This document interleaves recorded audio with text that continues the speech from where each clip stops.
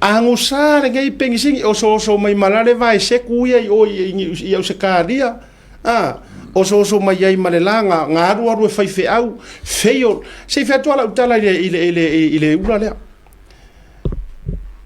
Kanga kale lu ke vai ku ngale pi fo ku inga ku le. Mas fai kau wala ka pa ke kire kau fai sau. Le mo aka fai kau pa ke kire hi. Ngamo ka kan me ka. Sole. Ai longa ka onga fai fo me kire lo fai mai kango fo me kire lo fai. Kau fai kau pa ke kia. Se fetua la utala ile vai kanga kale wa le wo fo ku inga ku inga. O tangata na o pa mai le amio valea. Na pa ono le amio valea. Le faifeau. Wala ngai kakia ia anga faukuosis kanga kai ia le faifeau. Ai tatou tara noa i tangata na halu o si taulanga fai taulanga i le tualo na ola moro na loto mo na taimi. Ai waku. Pa mai ai o ngor ka mai kai. E feololo pe anga pa mai wongo fu fasis. Ai mo mai. Ai pa umai. Ia ore ka mai kinkiki. La foi ova yor ka mai kinkiki la ova euskaria la ka foi pepa. Na vai le afeki o mealia. Ale oso mai fai pokalami. Ma oso mai. O tangata la le fau koinga. Mai, fau ko ele si pa u. Le eu que fa com pa u ko e pasi. O le pa u mai paro. Pa u. Uso no wa fau ko. El kanga pa u mai ka mai kai. Le kanga pa u mai ir palemia.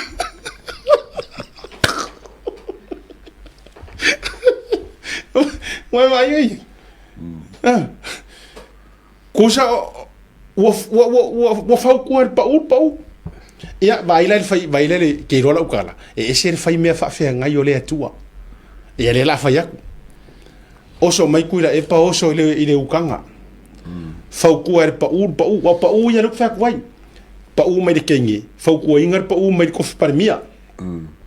Oso mai fongo koi. Malanga no ia. Ai Fautua e feio o lele la duas.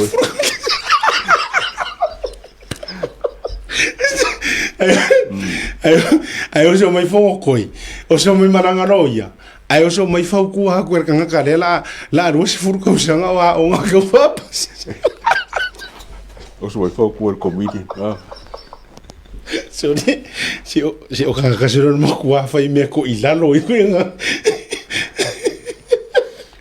O kaka sore wa faata wa soina mata o le malama. So se fai me pare ngi o Leiataua. O le faato i la loina lea. O le tangata e manatua e aia. O siti. E mangakua e o ia poko. Alea. Nanga o le mafaua. Leiataua. O le mafuaanga, this is so prophetic. O le mafuaanga lea. E le iaia se si vaenga o le kingo koriaka ngā lave ele maa. O le moaulu. Me fai ai. Ia. Mai. E le lave le joa. E le ipa ai au ka ko kiri ngā mau wale me le joa. E le ipa i le maa, e le ipa le muri ulu. Pai.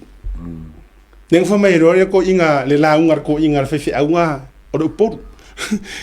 O mai ona vili ale o le maata vita o hita lo fai a koliata. Aro watua pai. Ana pai de ulu ai musu ko fare kua. O lu mai. Mai fai vau. Ona vete mai. O le mafua anga ngala inga pai le moau. Leanga o lai kala ngoa mai le kuspa ia. Ai se mea e mua o nga sui.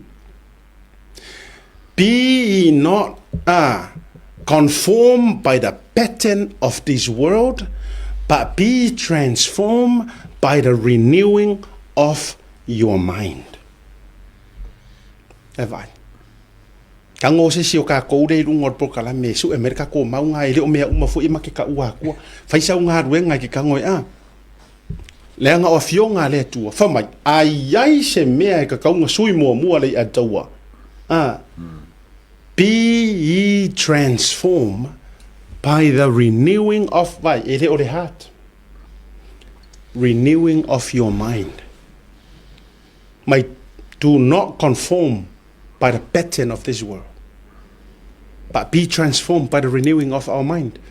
Nga sila fia le le kua. O le mind la ya koriaka. Me, myself, and I am untouchable. I am above everybody. O le mind la yai, e mo mia lea, transform.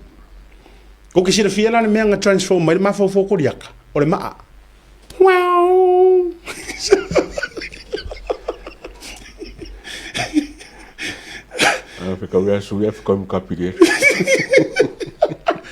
Romans 12, 1 to 2.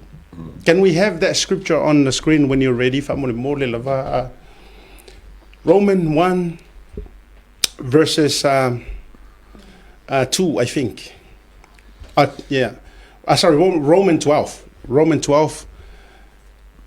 On mafuanga nga. On mafuanga nga pa yale maa. Ai ngā te pā, ai sea. Leanga o re mafau a lea whamai au ia poko. O re mafau a lea whamai. Mai fōre mea lea ko inga ki ngā pā wa le toe yeise. Ai whamai a e valea la auri ar maria koa. E o ia hau lau mea koinga. O le ai sa ngoro o valea. E valea e nanu ai loa lea ko inga. Ele so kango lau kele lo valea la ngai ro ko inga. Iyo e lo ko inga lai e fa mo nga le tua ya te au ngana male nganu musuro e lau cheno lo valia ai au ngano le ngangu alo ke ngangu aku ku fonunga esa scripture ready alo ke fa yaku la ngo ke alu ro me ka fa le ngangu ro iyo there is this the one this is can we have it up on the screen? Therefore, I urge you, brothers and sisters, in view of God's mercy, to offer your bodies as a living sacrifice, holy and pleasing to God. This is your true and proper worship. Do not conform to the pattern of this world, but be transformed by the renewing of your mind.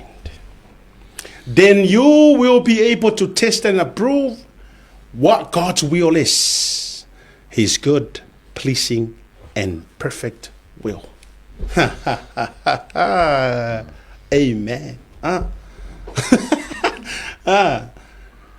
Ola ukua lalo le avaku ya oko ya koko.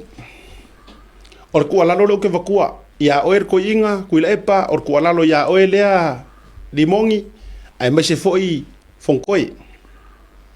Ole maulea, fai kaure maulea. Ioi. Aua ko ke so nga ngofo ya le pattern of this world. Se ole pattern ngai ko ke ole pattern fai inga.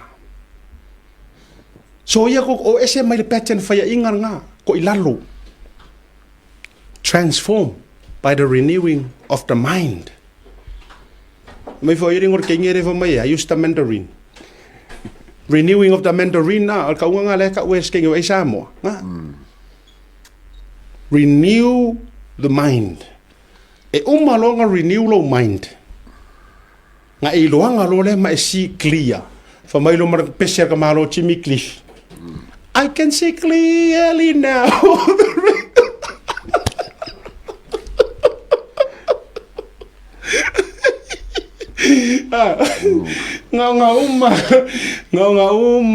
nga renew the mind. Ai pesero marka malo Jimmy Kilifi foi de there. I can see clearly now. The rain is gone. Out of the sun that it should be.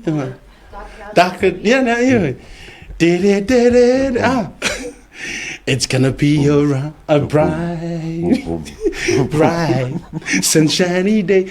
Whatever nga fia iloa le mana malama o le la sunshine. Whatever nga kou fia maua le pupula maka ngō fia o le la fau yo kou o langa mo kou mafau. Ai le mawhai langa ngai kou ke conform i le pattern nga kou o mai ai. Ta tōr marolonga. Foi mai. Fau, urka ko la unga ngi fang o le fia.